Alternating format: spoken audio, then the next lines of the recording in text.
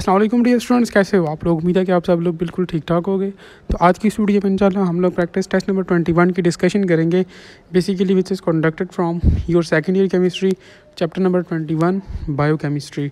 तो video start करने से पहले आप सब लोगों से छोटी सी एक रिक्वेस्ट है कि अगर आप लोगों ने चैनल को सब्सक्राइब नहीं किया तो काइंडली आप सब लोग चैनल को सब्सक्राइब कर लो, क्योंकि आप लोगों की तरफ से इनाम होता है, हमारे लिए मोटिवेशन होती है। सेकंड थिंग इज़ डैट आप सब लोग कोशिश करो कि वीडियो को बिल्कुल लास्ट तक देखो, सो दैट आप लोगों से किसी भी किस्म का पॉइंट, किसी भी किस्म की इन्फॉर्मेशन जो है वो स्किप ना हो। So without any further delay हम लोग चलते हैं अपनी वीडियो की तरफ। सो फर्स्ट ऑफ ऑल आप लोगों के पास जो MCQ नंबर 1 है, कहता है कि which one of the following is an amino acid. तो यहाँ पर हमारे पास जो प्रोटीन है ये अमाइनो एसिड है, क्योंकि इसमें हमारे पास अमीनो ग्रुप है, NH ग्रुप है, OH ग्रुप है। ठीक है, इसमें वो सारी कंडीशन है जो कि हमारे पास अमाइनो एसिड्स में होती हैं। ठीक है, मीन्स वो सारे ग्रुप्स हैं। ठीक है, ये हमारे पास बेसिकली एक सेकेंडरी अमाइनो एसिड है, जिसे हम लोग समटाइम्स अमीनो एसिड भी कहते हैं। ठीक है, option D is correct. Second में कहते हैं the simplest amino acid is, तो हमारे पास यहाँ पर जो ग्लाइसिन है ये सिंपलेस्ट अमाइनो एसिड है, option A is correct. Third में कहता है कि which one of the following biomolecules simply refers to as the staff of life. तो हम लोग कार्बोहाइड्रेट्स को कहते हैं स्टाफ ऑफ लाइफ। फोर्थ में कहता है कि which one of the following is the general formula of the carbohydrates. तो यहाँ पर आप लोगों के पास CH2O, इसकी होल हमारे पास जो है वो पावर n, तो ये हमारे पास जो है वो जनरल फार्मूला है कार्बोहाइड्रेट्स के लिए, option C is correct. Fifth में कहता है कि which one of the following is the simplest carbohydrate. तो आप लोगों के पास जो ग्लिसरॉल्डिहाइड है ये सिंपलेस्ट कार्बोहाइड्रेट है, option D is correct. Six में कहते हैं कार्बोहाइड्रेट्स आर, हमारे पास जो कार्बोहाइड्रेट्स होते हैं ये पॉलीहाइड्रोक्सी एल्डिहाइड्स एंड कीटोन्स होते हैं, option B is correct. Seventh में कहता है कि which class of the carbohydrates cannot be hydrolysed. हम लोग जो है वो मोनोसैकेराइड्स को फर्दर हाइड्रोलाइज नहीं कर सकते। ठीक है, क्योंकि ऑलरेडी इसमें एक ही शुगर यूनिट होता है, so that is why, option A is correct. Eighth में कहता है कि maltose is a disaccharide of. तो हमारे पास जो माल्टोज है ये डाइसेक्राइड है किस किस का, ग्लूकोज एंड ग्लूकोज का। ठीक है, 2 ग्लूकोज यूनिट्स का ये वो है, option B is correct. Ninth में कहता है कि name the major storage form of the carbohydrates in the animals. तो एनिमल्स में हमारे पास जो कार्बोहाइड्रेट स्टोर होते हैं वो in the form of glycogen जो है वो स्टोर्ड होते हैं, option C is correct. Tenth में कहते हैं oligosaccharides link to the proteins are called. तो इनको हम लोग जो है वो फिर ग्लाइकोप्रोटीन्स कहते हैं। ठीक है, जो कि फर्दर एक हमारे पास इनको हम लोग ओवरऑल देखा जाए तो हम लोग कंजुगेटेड मॉलिक्यूल्स में फर्दर क्लासीफाई करते हैं। ठीक है, option B is correct. 11th में कहते हैं कि which sugar are present in sucrose. तो हमारे पास जो सुक्रोज होता है इसमें हमारे पास फ्रुक्टोज और ग्लूकोज होते हैं। ठीक है, ये डाइसेक्राइड्स हैं basically, option B is correct. 12th में कहते हैं कि dash is not a disaccharide. हमारे पास यहाँ पर माल्टोज, सुक्रोज और लैक्टोज ये डाइसेक्राइड्स हैं, जबकि आप लोगों के पास जो गैलेक्टोज है ये मोनोसेक्राइड है, ऑप्शन सी इज़ करेक्ट। 13 में कहते हैं the majority of the monosaccharides found in the human body are of which type of the stereoisomers. तो हमारे पास मोस्टली हमारी बॉडी में जो है वो डी टाइप जो है वो कार्बोहाइड्रेट्स या मोनोसेक्राइड्स हमारे पास प्रेजेंट होते हैं, option D is correct. 14th में कहता है कि which one of the following is responsible for the specifying the 3D shape of proteins. तो हमारे पास 3D शेप ऑफ प्रोटीन्स जो होती है ये हमारे पास अमाइनो एसिड का सीक्वेंस जो है डिटरमाइन करता है, option B is correct. 15th में कहता है कि which one of the following statement is true about the proteins. तो हमारे पास जो प्रोटीन्स होते हैं ये अमाइनो एसिड से मिलकर बने होते हैं। ठीक है, proteins are essential for the development of the skin, teeth and bones. Protein is the only nutrient that can build, repair and maintain the body tissues. So ये हमारे पास तीनों ऑप्शंस ठीक है, option D is correct, all of these. 16 में कहता है कि what is a bond between the amino acids. तो हमारे पास अमाइनो एसिड्स के इन बिटवीन हमारे पास कौन सा बॉन्ड होता है, पेप्टाइड बॉन्ड होता है, ऑप्शन सी इज़ करेक्ट। 17 में कहता है डाइपेप्टाइड हैज़। हमारे पास ये जो डाइपेप्टाइड होता है इसमें हमारे पास 2 अमाइनो एसिड्स होते हैं और एक पेप्टाइड बॉन्ड होता है। ठीक है, option A is correct. 18th में कहता है कि a protein which acts as the carrier and transport the oxygen and carbon dioxide in the human body, तो उसे हम लोग क्या कहते हैं, हीमोग्लोबिन कहते हैं। ठीक है, ये ऑक्सीजन को जो है वो ट्रांसपोर्ट करता है और ऑक्सीजन और कार्बन डाइऑक्साइड दोनों को करता है, ऑप्शन ए इज़ करेक्ट। 19 में कहते हैं amino acids are composed of. तो ये जो हमारे पास अमाइनो एसिड्स होते हैं इसमें हमारे पास carbon, oxygen, hydrogen and nitrogen होता है, ऑप्शन डी इज़ करेक्ट। 20 में कहता है कि the carbon nitrogen link in an amino acid is called. तो इसको हम लोग जो है वो पेप्टाइड बॉन्ड कहते हैं, ऑप्शन डी इज़ करेक्ट। आप लोगों से यहाँ से इस तरह भी पूछ सकता है कि हमारे पास ये जो पेप्टाइड बॉन्ड होता है ये किन किन 2 एलिमेंट्स के दरमियान बनता है। तो ये कार्बन और नाइट्रोजन के इन बिटवीन हमारे पास बन रहा होता है। ये पॉइंट आप लोग लाजमी अपने ध्यान में रखें। 21 में कहते हैं कि proteins comprise of total dry weight of in the cell which is our, तो हमारे पास प्रोटीन्स हमारे पास हाफ ऑफ द वेट होता है, ऑप्शन बी इज़ करेक्ट 50।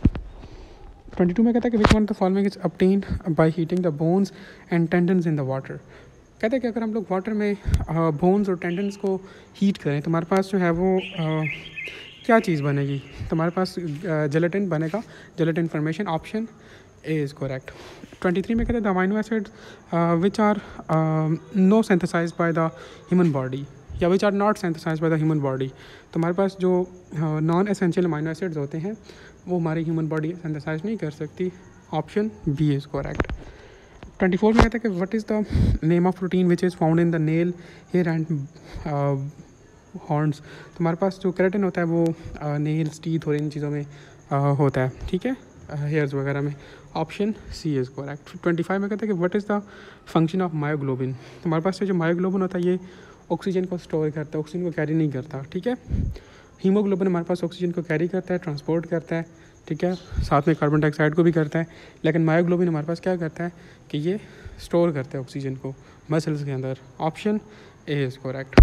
26 में कहता है कि who deduced the double helical structure of DNA, तो double helical structure of DNA Watson and Crick ने जो है वो प्रपोज किया था, ऑप्शन सी इज़ करेक्ट। 27 में कहता है कि two chains of the amino acids in an insulin molecules are held together by, तो वो बेसिकली डाइसल्फाइड ब्रिजेस से हमारे पास जो है वो एक दूसरे के साथ जो है वो अटैच्ड होते हैं, ऑप्शन बी इज़ करेक्ट। 28 में कहता है कि an enzyme that facilitates a process is known as a catalyst, कहते हैं कि what does the catalyst do in the reaction in terms of the free energy to encourage it to proceed. देखो हमारे पास ये जो कैटलिस्ट होता है ना, ये इंक्रीज़ करता है रेट ऑफ रिएक्शन को। अब रेट ऑफ रिएक्शन को कैसे इंक्रीज़ करता है, by reducing the free energy, ठीक है, of the transition state which lowers the activation energy.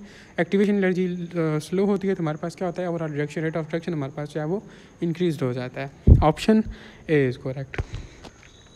29 में कहते हैं कि when an inhibitor bind to the enzymes at the place other than that of active site, but only when the enzymes and the substrate are already bound in complex, कहते हैं कि which one of the following best represents the situation, तो हमारे पास ये अनकम्पेटिटिव inhibitor होगा क्योंकि वो directly active site पर जाकर अटैच नहीं हुआ, वो एलोस्टेरिक साइट पे जाकर अटैच हो गया। अगर ये एक्टिव साइट पर होता तो फिर हम लोग इसे बोलते हैं कि हमारे पास ये कम्पेटिटिव इनहिबिटर है, लेकिन वो एक पहली बात है कि वो एक्टिव साइट पर जो है वो अटैच नहीं हुआ, ठीक है, सो दैट इज़ वाई हम लोग बोलेंगे कि ये अनकम्पेटिटिव इनहिबिशन का प्रोसेस है, ठीक है, ऑप्शन सी इज़ करेक्ट।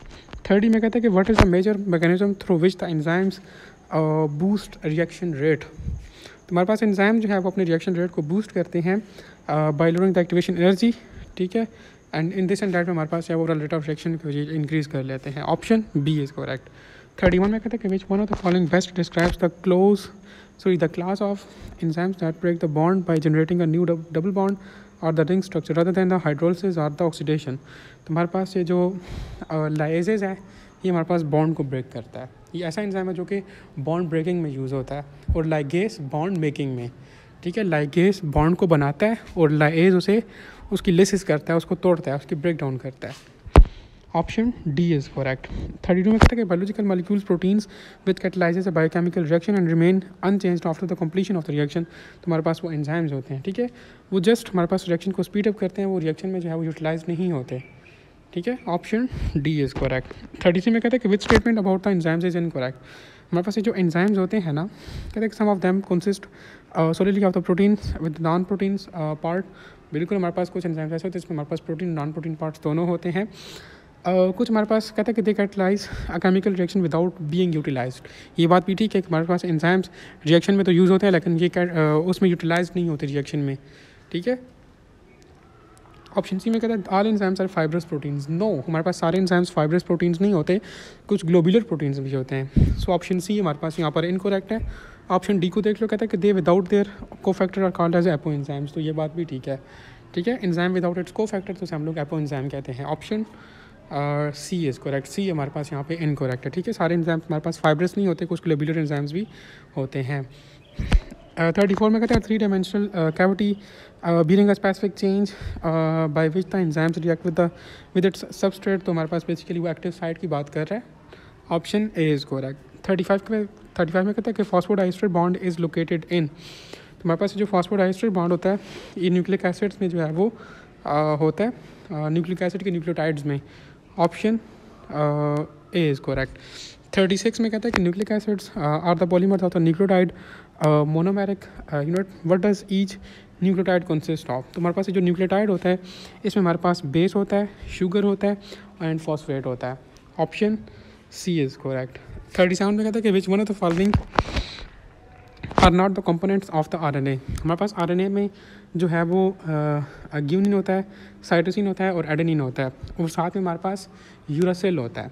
लेकिन डीएनए में हमारे पास यूरासिल नहीं होता, वहाँ पे थायमीन होता है। सो दिस मीन्स दैट हमारे पास आरएनए में थायमीन नहीं होता, थायमीन को रिप्लेस करता है यूरासिल। सो हम लोग बोलेंगे कि आरएनए में हमारे पास थायमीन नहीं होगा। ठीक है, ऑप्शन सी इज़ करेक्ट। 38 में कहता है कि न्यूक्लियोसाइड्स कंटेन, पहले हम लोग न्यूक्लियोटाइड की बात की थी, अब यहाँ पर न्यूक्लियोसाइड्स का कहते हैं। न्यूक्लियोसाइड में हमारे पास जो है वो बेस होती है और साथ में शुगर होता है। ठीक है, इसमें फॉस्फेट नहीं होता। Option A is correct. 39 में कहता है कि which one of the following nucleotide contains only ribose sugar and not deoxy ribose. तो हमारे पास देखो अब राइबोज शुगर की बात कर रहा है कि राइबोज शुगर है, डीऑक्सी राइबोज नहीं है। अब राइबोज शुगर हमारे पास कहाँ पे होता है? आरएनए में होता है, मीन्स आरएनए की बात कर रहा है। तो आरएनए में हमारे पास क्या होता है? यूरासिल होता है, थायमीन नहीं होता। तो हम लोग बोलेंगे कि ऑप्शन बी इज़ करेक्ट। ठीक है, यूरासिल होगा, पेंटोज शुगर होगा और साथ में फॉस्फेट होगा। 40 में कहते हैं the repeating unit in both DNA and RNA are called, तो उसे हम लोग जो है वो न्यूक्लियोटाइड्स कहते हैं। Option D is correct. So ये था आप लोगों के पास प्रैक्टिस टेस्ट नंबर 21। उम्मीद है कि इसमें से आप लोगों ने काफ़ी कुछ सीखा होगा। स्टिल कोई क्वेश्चन वगैरह तो आप लोग कमेंट सेक्शन के अंदर पूछ सकते हो। Thank you.